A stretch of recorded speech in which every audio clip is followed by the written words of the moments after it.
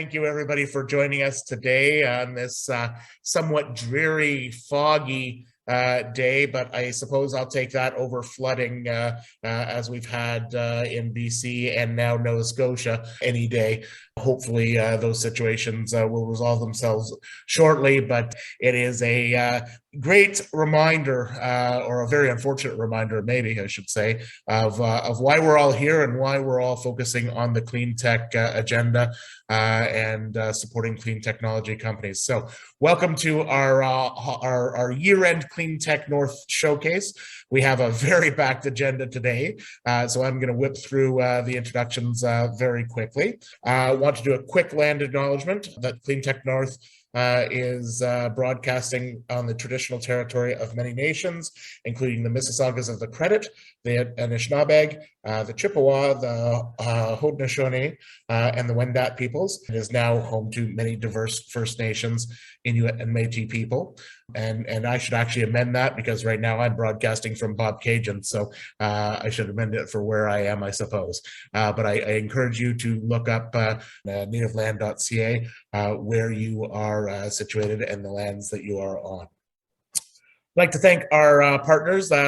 We could not do all these events without Flow Ventures, Export Development Canada, Swan Law, City of Toronto, Center for Social Innovation, and the Open Data Society. Thank you, Paul, for your work with the Open Data Society.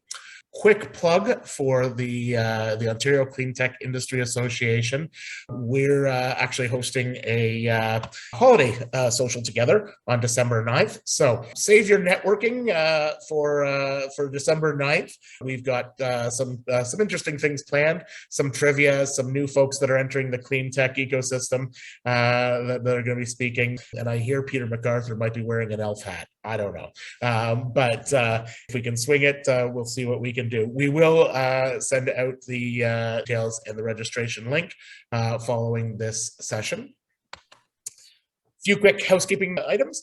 We are recording so that we can cut this video and put it up online. Finding a lot of demand for this for virtual events for afterwards, people that can't make it. So we are doing that. So to that end, please do mute if you can. If we have a chance, and we'd love to address any questions, put them in the chat. If we can address them, we will absolutely do so. If not, I will try to route them to the appropriate speaker or company or venture capital partner or government partner. Also, when we do post the videos, it will be on LinkedIn, and you can certainly have some of those discussions there as well. As I said, in an hour, we have a very, very, very busy schedule. So I'm going to turn my slides off very shortly, but we have today presenting two not quite new venture capital funds, but new to Canada or new to the space, and both with faces that some of you might recognize. So we have Round13 and Antler, Antler Canada. We also have Laura Chan from FedDev Ontario saying a few words about some of the programming that's in action right now. We have two updates from companies that have presented before at Clean Tech North and have made a lot of headway and are looking for additional resources and connections. So two quick updates from them with Argentum Electronics and ioAirFlow. And then we also have two full showcases with Solaires and Quadrical. So with that, we will see you at the social. I will indeed send details out as soon as possible. And we very much look forward to spending a little bit more time on the networking side of things at that. But for now, without further ado, Laura, over to you. Okay. I just want to take maybe 2 minutes just to chat about the three programs that has a clean tech angle. The Business Scale-Up and Productivity funding stream is our flagship program for high potential firms. This program is available year-round. We have ongoing intake and funding available. And the other two programs is Jobs and Growth Fund, as well as the Aerospace Regional Recovery Initiative. Both of those two programs were in the Budget 2021 lineup of new programming, and they are temporary programs that are running for 3 years, ending March 31st, 2024. And all three programs do look for projects that have a clean technology angle, either clean tech development, clean tech demonstration, or clean tech adoption. So this slide is available that Brian can distribute to anybody who's interested. Some high-level program parameters for all three programs, as well as program manager contacts, if you want to have one-on-one discussion about what your firm is up to and what the project you're thinking about is. That's all I have, and turning back to you. Wonderful, Laura. Thank you very, very much. And Bernie, while you're queuing up your slides, for those of us that are joining us from outside of Ontario, though your Regional Economic Development Agency name may have changed in the last couple of months, there are similar programs across Canada. So if you happen to not be in Ontario or Southern Ontario, check out FedNor, the Pacific Economic Development Agency, and the others. So with that, I'd love to introduce Bernie Lee. Bernie has been a friend of CleanTech North since, I don't know, time immemorial, as an investor, as an entrepreneur, and now he's back wearing the VC hat after some angel hats and a few things in between. So Bernie, take it away. Well, hey, feels great to be back in front of the CleanTech North group. It's been some time since I've been here, so it's great to see that it's still alive and thriving, albeit in the virtual world, and hopefully soon to be in the in-person world. Today I'm here to talk about Antler Canada, as you had mentioned. It is a platform that comes. Actually, it's a global platform, which I can get into, but we're excited to be bringing it and launching it in Canada here. And ultimately, it is an investment firm that invests in entrepreneurs at the earliest of stages that are building venture scale types companies. Okay, so a little bit about myself. I mean, Brian kind of mentioned it, but I have a background both from the investment world in the New York market and Montreal market, most recently with a group called ioAirFlow Capital, maybe known to people that are in that sphere, before returning back to Toronto and kind of getting into the entrepreneur world, where I co-founded a company called Pure Energies. We were involved in residential solar, helping homeowners find solar solutions, started in the province of Ontario. Through the course of that journey, we ended up expanding into the US, servicing homeowners across 13 different states there, and building up a digital marketplace where on one side, we found people that really wanted to go solar for financial and environmental reasons. And on the other side, working with the major solar providers who were looking for customers. And we digitized everything in between to kind of have a fast sales cycle in there. Was a VC-backed, it ended up being a VC-backed company, and we were fortunate to have exited to a larger Fortune 500 company called NRG, who was making some major strides in the renewables category at that point in time. But I'm really excited to have recently announced, joining, Antler in getting the Canada platform, off the ground to support the founders that are from this country here. And just at its core, the mission of Antler, since we all need a mission statement, and it is to work with the world's most, determined individuals to build, the incredible companies of tomorrow. What's not stated here is that there is an underlying ethos of trying to actually leave the world in a better place than the way it is that we entered. And so worthwhile talking about who is Antler. So Antler started in 2017 out of Singapore, but since that time, it has expanded to 15 countries around the world. At its core, it's a global venture capital platform. But the way we like to think of ourselves is that it's a collective. It's a collective of people that are founders, that are builders, that are ex-strategists, that are capital market people, that all work together for the success of the underlying portfolio companies and founders. that emerge from each of the countries. And to me, it's a very exciting thing to be able to bring an international platform that creates that connective tissue to Canadian founders from the very earliest of stages. So this is how we think of our process and how we go about approaching things. Unlike a typical angel or pre-seed fund, we actually don't go out and scour for deals to find investment opportunities. We actually run a program where we look for founders, and we're looking for people that have these demonstrated spikes, these areas of excellence that we think may create the basis for what could be an incredible founder. And so we spend a lot of time at this top of the funnel where we are sourcing people globally, 50,000 applications per year. In a cohort in Canada, we'll be speaking to 1,000 to 1,500 people. And what we do is interview them, understand their backgrounds, and really distill it down to the top 3 to 5% of people.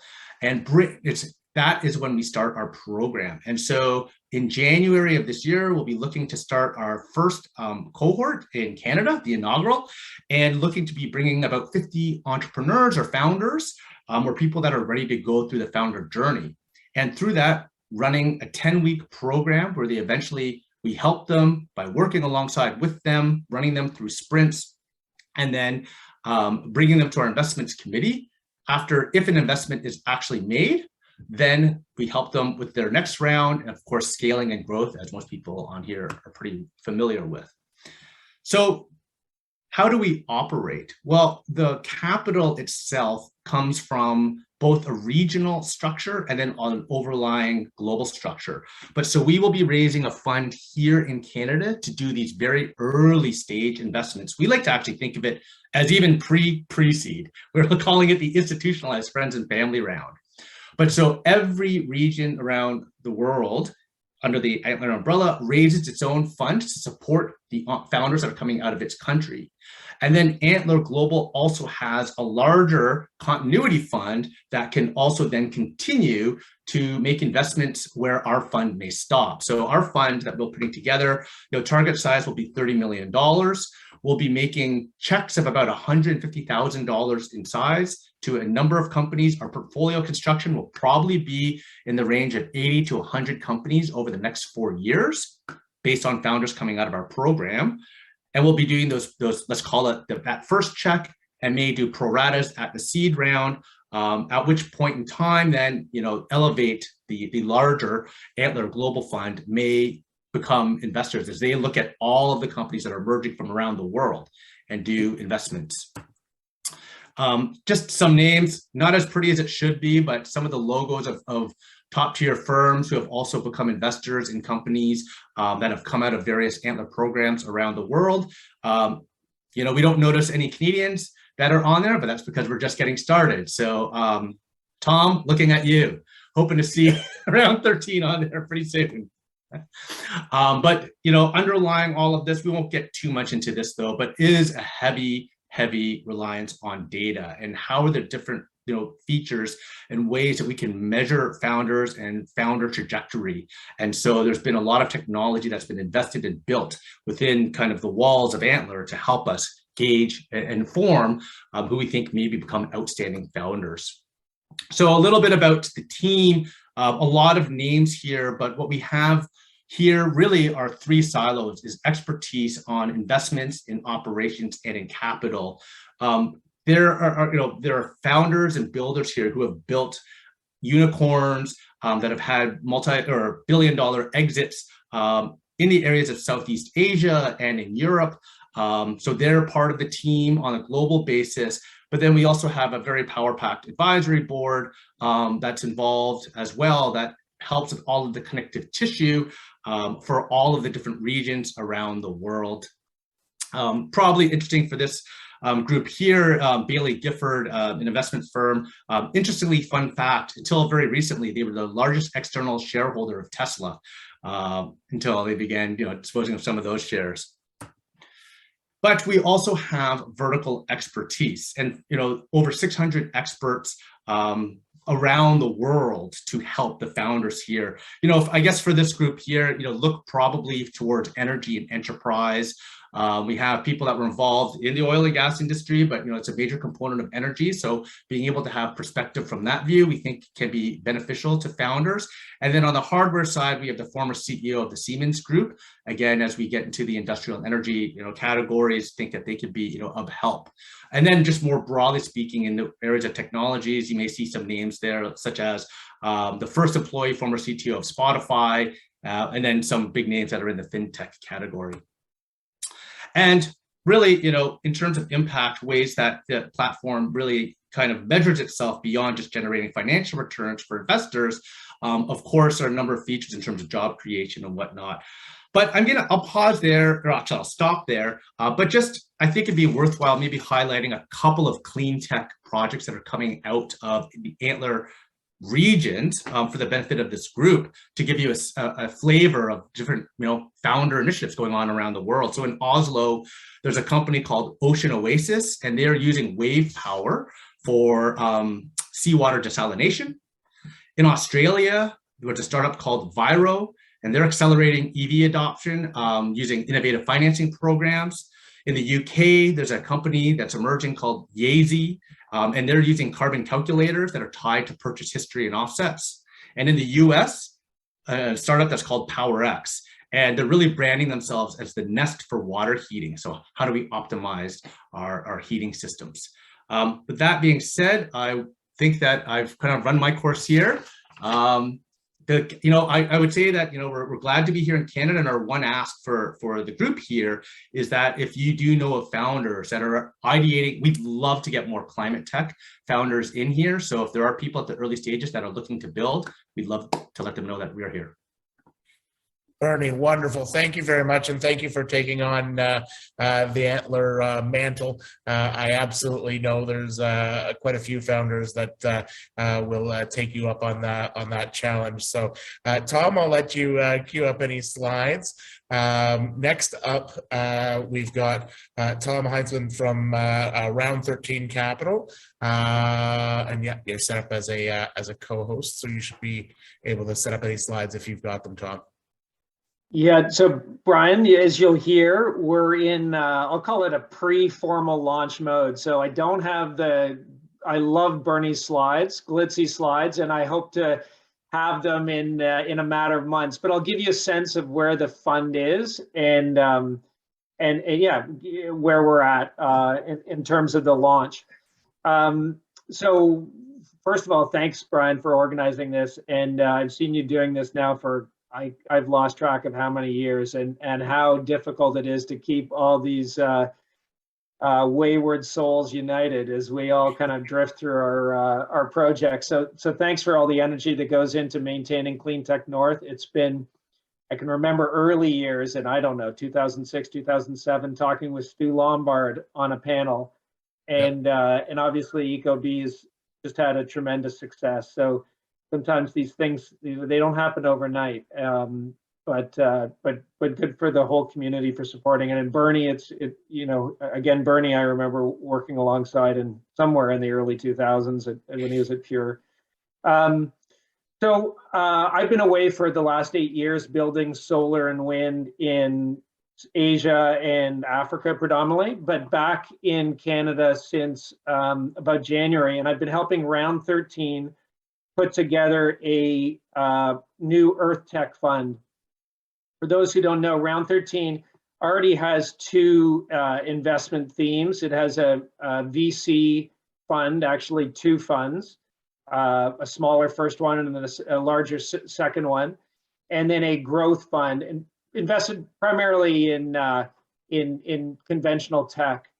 But since January or so, I've been working with the founders to put together an Earth Tech fund.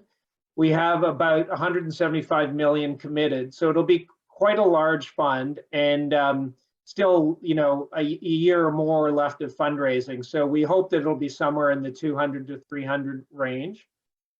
The objective is to try to support the bullseye. Just given the size of the fund, our investments in the $5 to $20 million range. So out of necessity, it's later stage companies. It's not seed. So I'm glad to see that Bernie's out there growing the seed stage so that we'll have people to invest in. And the sweet spot are those companies, and clean tech typically takes longer than your traditional tech, so that the technology has been de-risked, but there's still some hard yards to be done in terms of expanding and scaling the business model in order to really go big time. And clean tech just kind of needs that, or my experience has been, it often needs that little extra oomph before it's ready for the prime time. So it would be Series B and onwards in the kind of $5 to $15 or $20 million range. That being said, we're aware that the markets can get frothy, and we are looking at some companies that are a little earlier stage. To date, 2 investments made. MISA is a smart thermostat company out of Newfoundland, and Truscore is a materials business out of KW. The 3 sectors that we're most focused on are energy, and that, I define that broadly. That includes smart grid and smart home, and that's sort of been my bread and butter for a long time now. Waste and materials, and then ag and food. Although I was involved with Xenon a long time ago, I don't expect we'll be in water. So those would be the main verticals that we're focused on. Starting to build the team, continuing the fundraising. So the early money's in place and the first few investments are in place, but we won't have a hard launch. And at which point I promise I'll have much better slides, much like Bernie's, sometime in the new year. So I'll stop there. It's happy to. I think you're trying to take questions later on, so I'm happy to answer anything later on. But maybe I know you're pressed for time, so we can turn it over to the next speaker. Well, Tom, thank you so much for joining us today, and it's really refreshing to have it be the case that the fund hasn't even really started operating and you've already got 2 investments under your belt in clean tech. That certainly wasn't happening 10, 5, 3 years ago. So it's really nice to see, and can't wait for the fund to officially launch, and we're more than happy to have you back when that happens. So at this point, speaking of some of those companies that are scaling up at this point, Matt, if you want to share your slides, you can take over. I have Matt from ioAirFlow. Perfect. Thanks so much, Brian and everyone, and glad to be back. The last time that I was speaking at CleanTech North was February 2020, which was my last trip to Toronto in quite some time, coming from Winnipeg. So things have changed, of course, in the world and also at ioAirFlow, so really happy to have these 5 minutes to share some updates on what we've been working on for the past 2 years.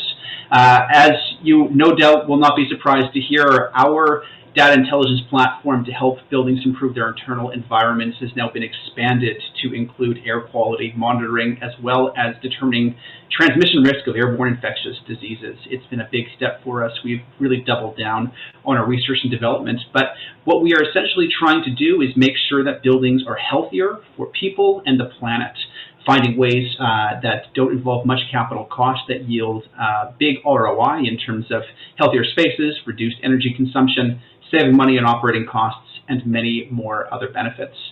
So the way we're doing that is really by looking at this problem of commercial buildings, particularly those that don't have embedded building monitoring solutions or a sensor network to collect data.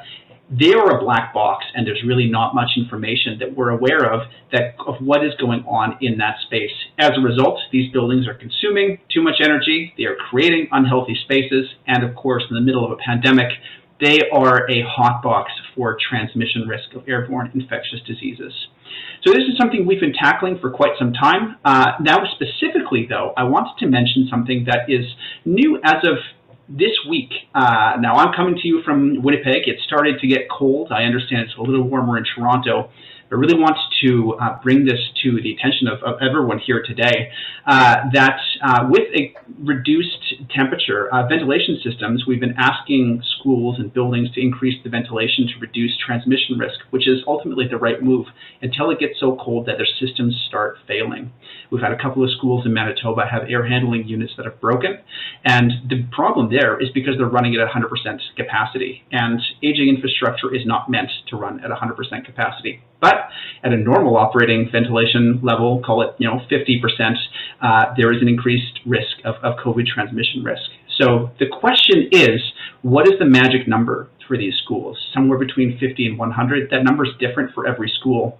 And to get to that number, what you really need is a non-permanent sensor grid to go in and measure the space for ventilation, air quality, and comfort, and find ways to not only increase its energy efficiency, but in a very real and very short-term need, find ways to make sure the ventilation is safe without overburdening that system.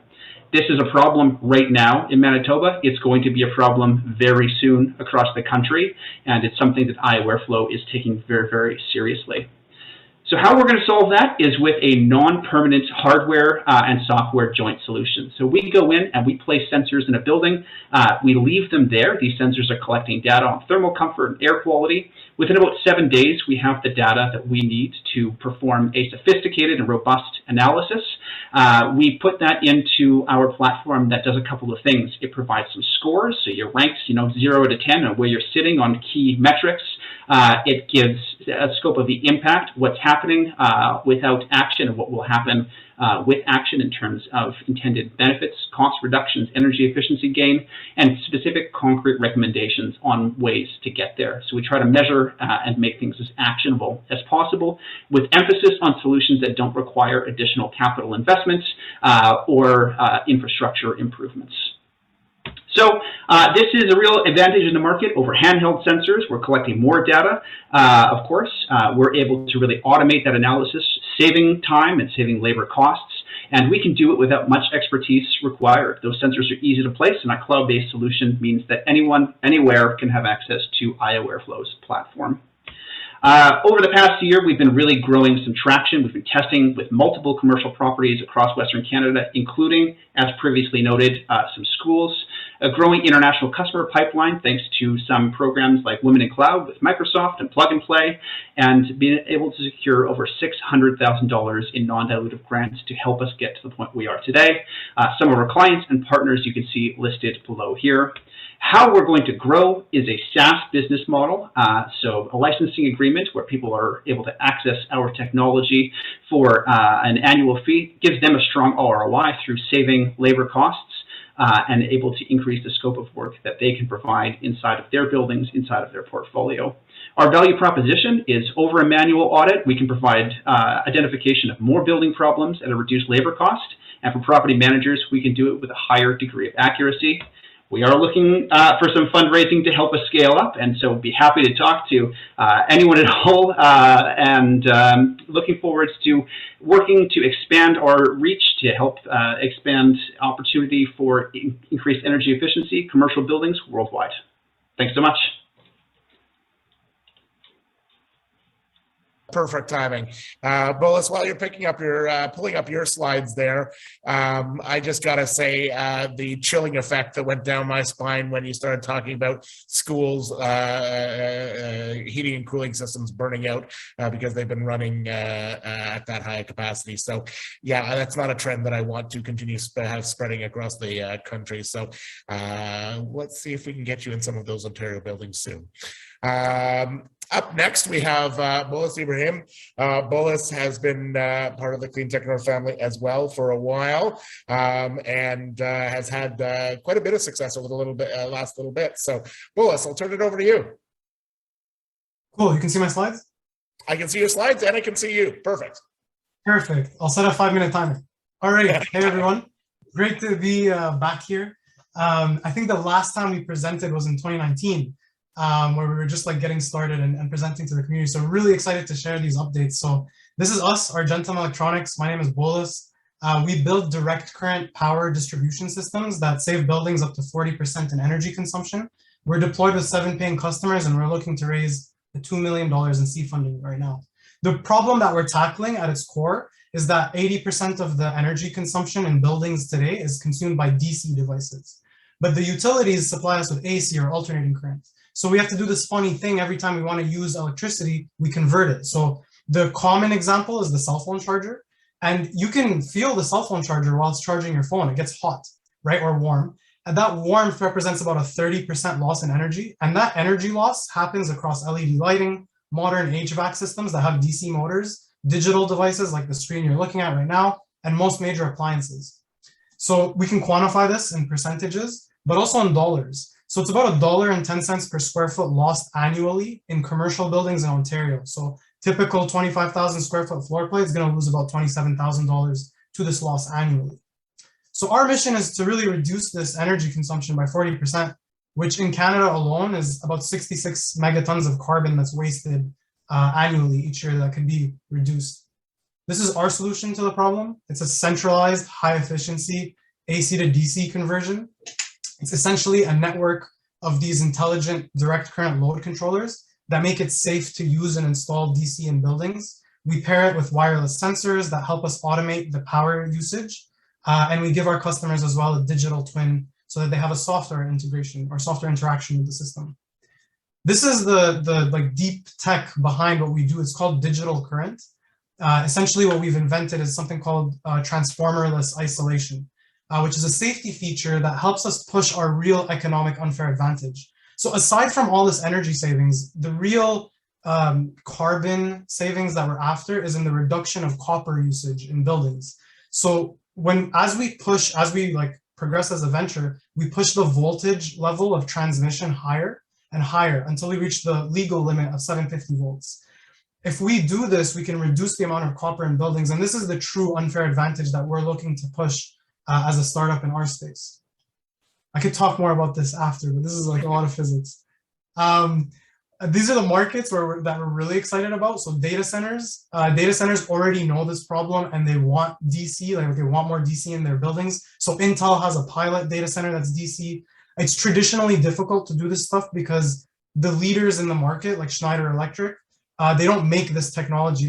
Schneider just made an acquisition in 2021 of a company called DC Systems to sort of bring this into their portfolio. Indoor agriculture has 100% DC usage, LED grow lights, DC motors for ventilation, and DC pumps for irrigation. So yeah, these are the few markets that we're interested in. We've done a bit of deployments, mostly inbound. This is like all inbound actually, just from like client demand. So a lot of interesting stuff going on with Tridel, UHN, Ellis Dawn. There's a lot of interesting projects, a lot of like customer pull. So we've been filling this funnel and are now raising to build a sales team to capitalize. This is the future. This is like the vision for the company that we're building. We want to be the world's most powerful DC microgrid. The fact of the matter is that the entire future relies on DC infrastructure or direct current power. So that's everything from energy storage, which is DC only, solar, which is DC only, EV fast charging, electrical vehicle fast charging, level 3, can only happen at high voltage DC. It's the only way it can happen. So we want to be this hub for power distribution, power control in the buildings, and really getting to this like safe voltage transmission of 750 volts. That is the real economic unfair advantage that we can unlock with the venture.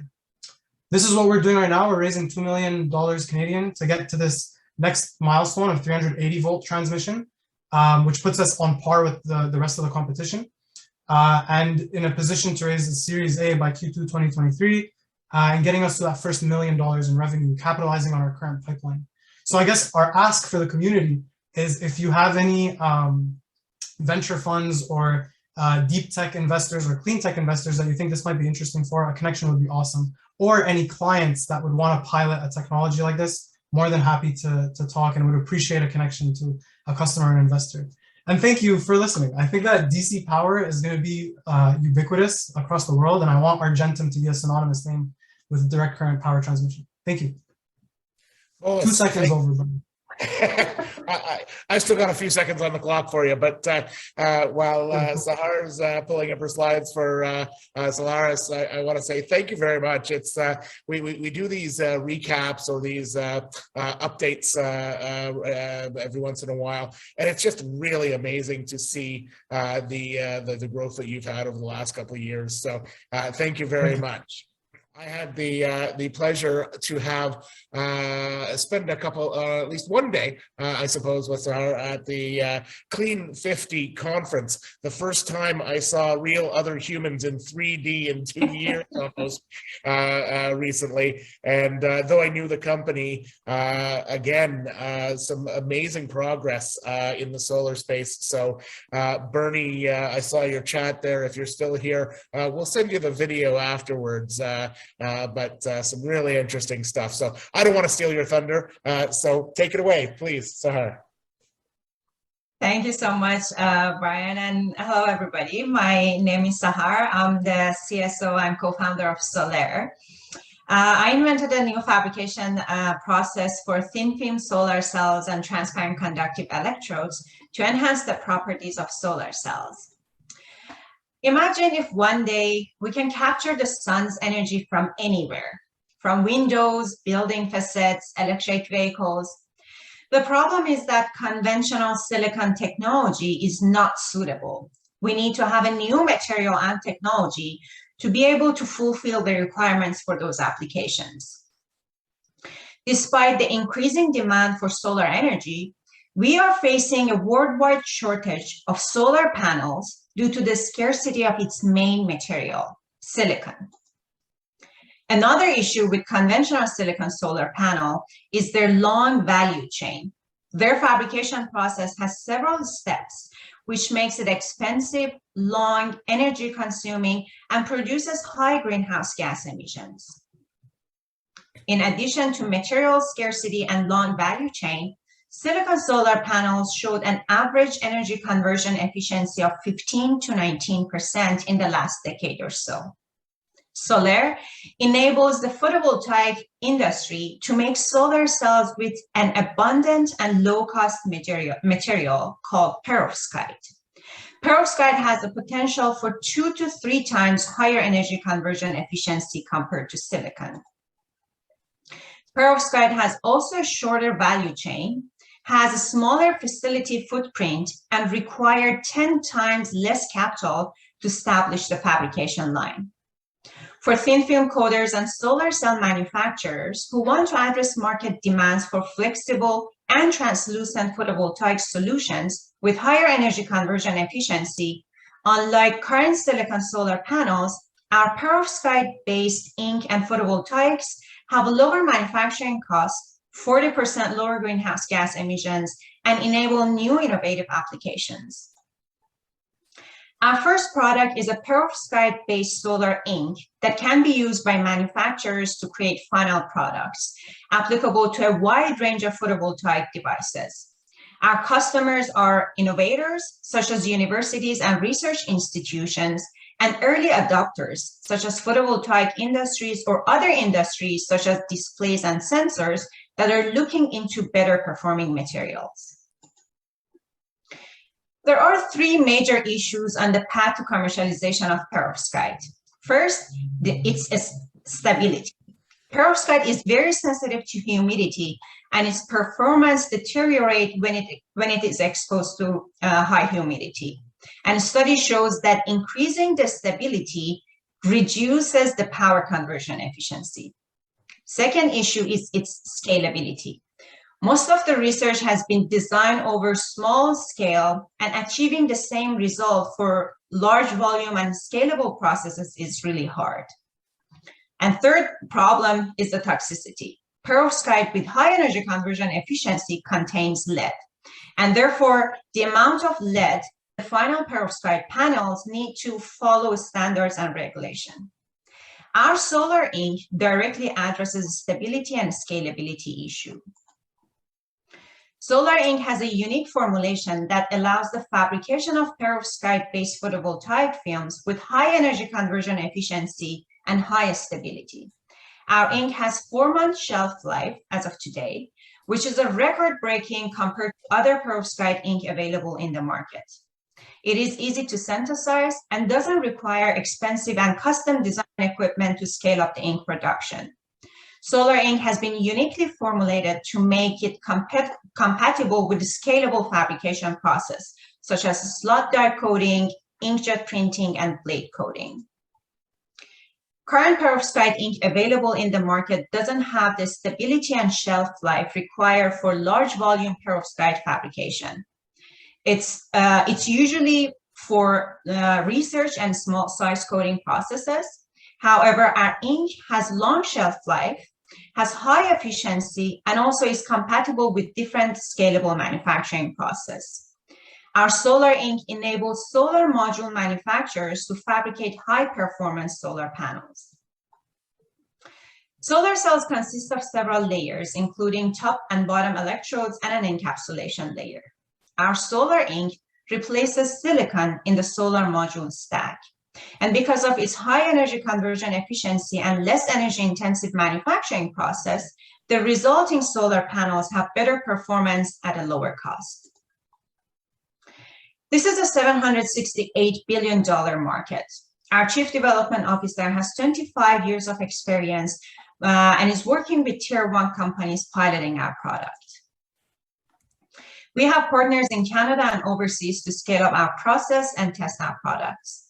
Solaire has won multiple competitions, including the Canada's Clean 50 Top Project, Top Startup Canada, and has been featured as an emerging rocket by the investment community in BC. We have a two-sided technology and business model. First, as I described, is development and commercialization of our solar ink. Second, by 2024, licensing our manufacturing process. We develop our own manufacturing process using our own solar ink, and we coat all different layers with one fabrication technique, where the output is either rigid or flexible solar modules with high performance. For example, a photovoltaic film. Our sales executives are working 38 leads on weighted sales pipeline of over $4 million. Our solar ink paid pilot shipments started this year. We forecast a $50 million cumulative revenue by 2026. We expect our EBITDA to be positive by 2023. We have a comprehensive IP strategy that includes 44 patent families, with even more innovation in our pipeline. Our patent applications cover the future product iteration, the adjacent market space, and especially our core technology, which includes our ink formulation, electrodes, and device structure. About the market landscape for our manufacturing process, I have to say some perovskite companies such as Oxford PV are adding perovskite to silicon to increase the energy conversion efficiency for conventional markets, such as rooftop or farms. But it doesn't address the issues that I mentioned about silicon because they're still dependent to silicon. Others, such as Panasonic and Toshiba, they are focused on rigid and opaque perovskite solar panels. But because of its rigidity and also because they're opaque, they also have limited applications. Using our solar ink, we are developing a manufacturing process to enable third parties to fabricate flexible and translucent photovoltaic solar modules that are applicable for innovative applications, such as solar windows and solar vehicles. We're projecting a series of multiple round title milestones and objectives. The size of the round and the timing are very similar to comparable in perovskite industry. We will promote our seed round to strategic investors such as competitors or vendors who will potentially become our acquirer for exit. Comparable in investment round, potential valuation, and exit strategy includes a handful of companies working in the same space as ours, such as Sol Technology, Oxford PV, and First Solar. Over the past 18 months, we raised $4 million in equity and non-dilutive funding. We have also secured over $4 million in in-kind contributions.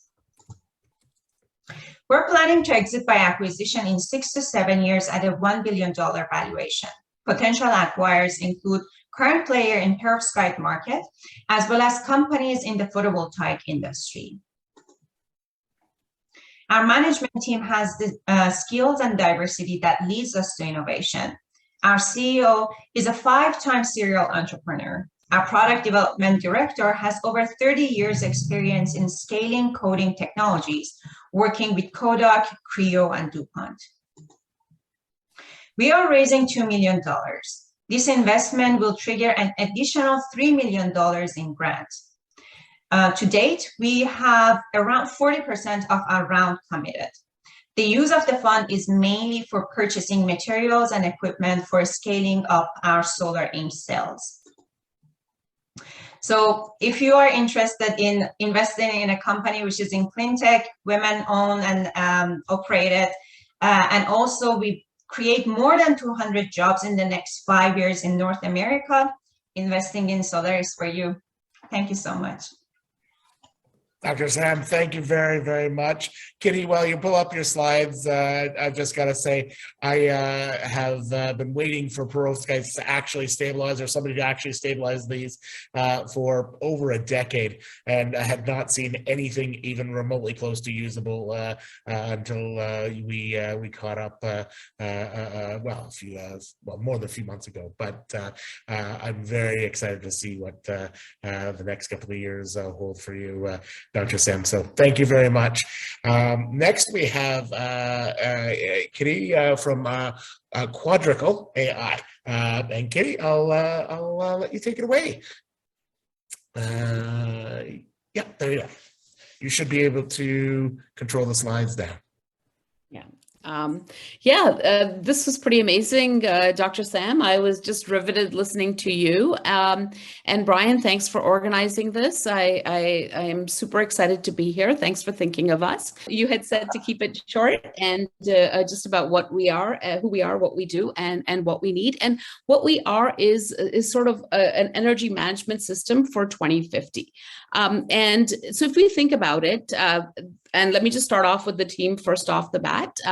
The team is Sharat Singh, who was last the global senior VP at Adobe. And the reason why the team is important, because he has been building enterprise grade solutions, long before there was big data, long before there was AI.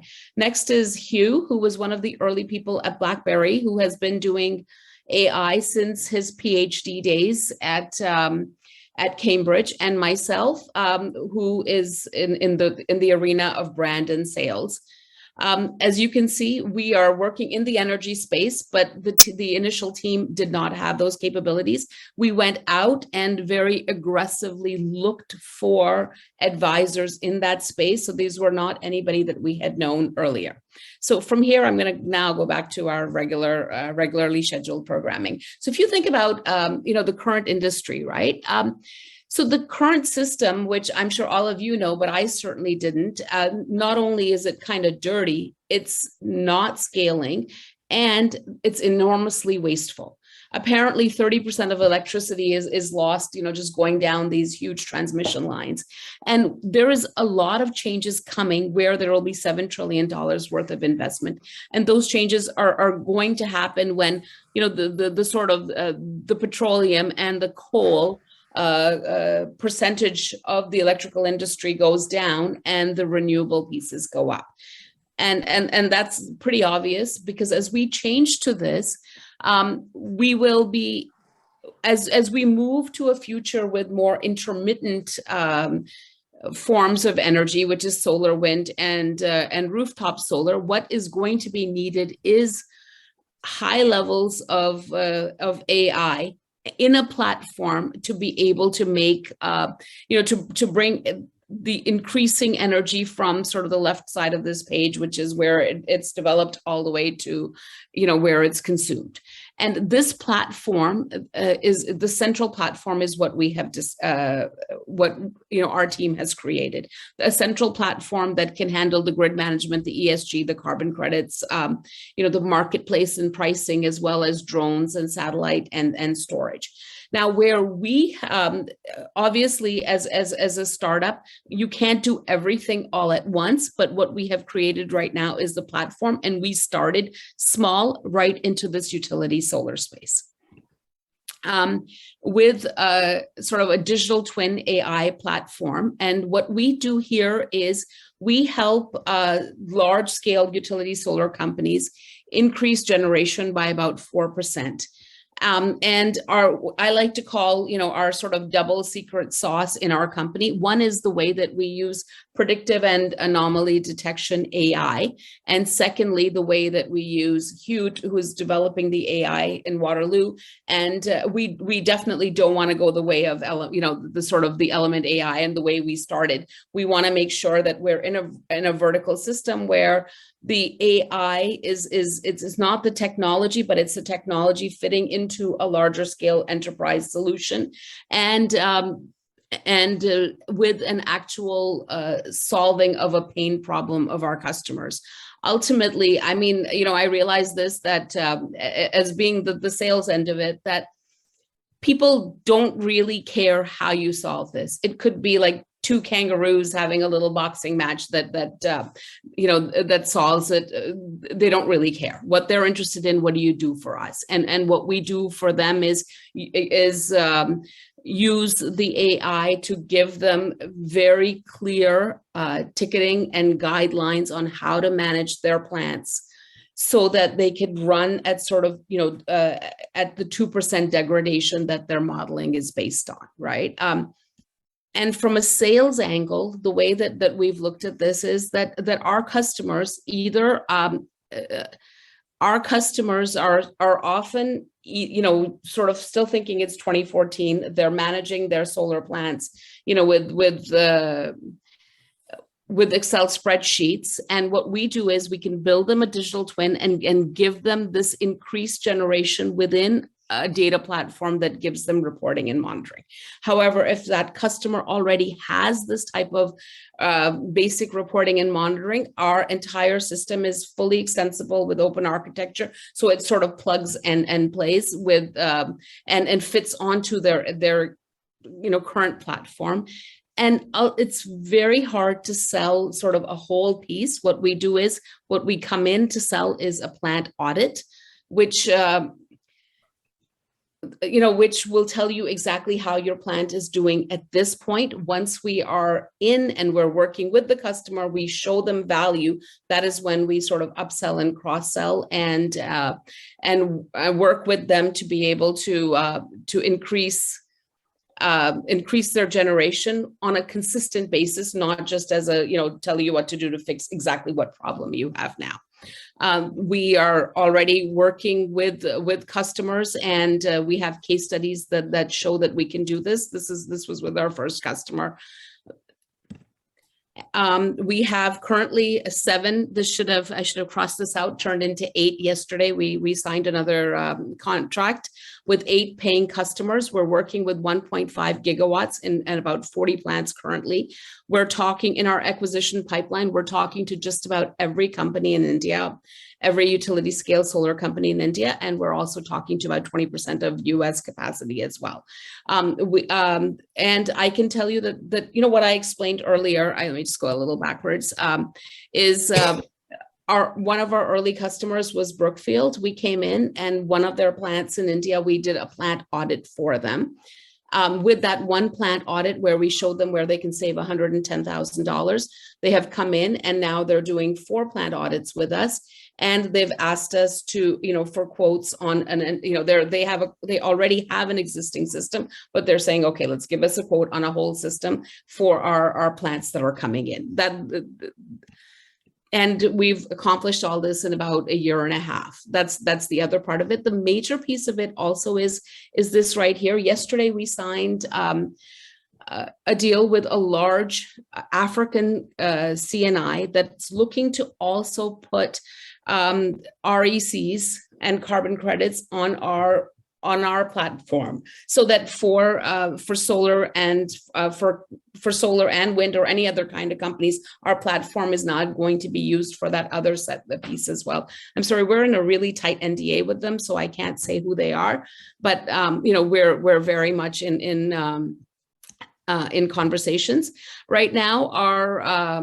We have this year our revenue is going to be about 600,000.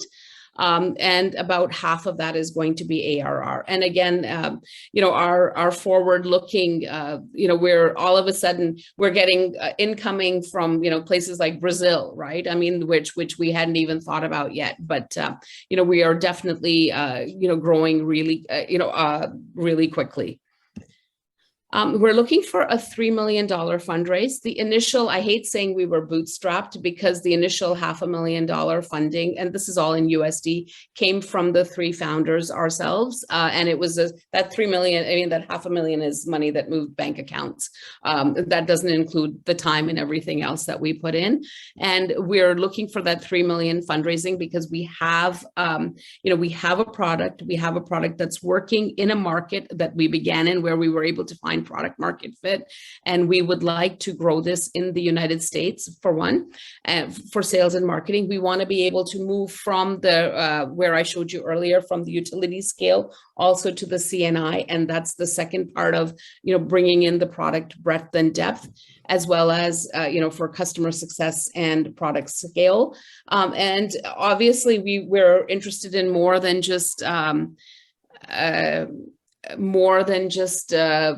being in solar. We feel that we're already one of our customers. We've already started working on where solar intersects with storage, and with wind, we are in serious conversations with a partner that obviously needs a solar partner as well. So I know I'm watching the time very carefully because we're running to the end. So I'm going to leave it at here in terms of what we need. Obviously, the same as what Bull has said, that, investors in this arena, but even we would be happy with people who know, introductions to people who know this arena really well, that can help us sharpen our, sharpen our focus and sharpen the way that we approach this industry. I'm happy to, I have lots more slides. I'm happy to sort of say how much, in terms of that Energy 2050 plan that we have, how much we've already gained on, and what our roadmaps are. Thank you so much. And thanks, Brian, for including us. We really appreciated this. Katie, thank you very, very much. And if you have a slide with your contact information, flip that up there for the last. But no, thank you very, very much for joining us. It's great to see a company that I haven't actually had a chance to spend that much time with yet. With that, thank you very much for joining us tonight. I think we're almost on time, a few minutes late, but thank you very, very much for joining us this afternoon. And watch your email for a note from myself and or Micah Althus from the Ontario CleanTech Industry Association. We'll be sending that out shortly as the details for our December 9th social, where we will get to actually talk to each other a little bit more and possibly win some trivia contests. So with that, thank you very much for joining us, and we'll see you all soon. Bye-bye.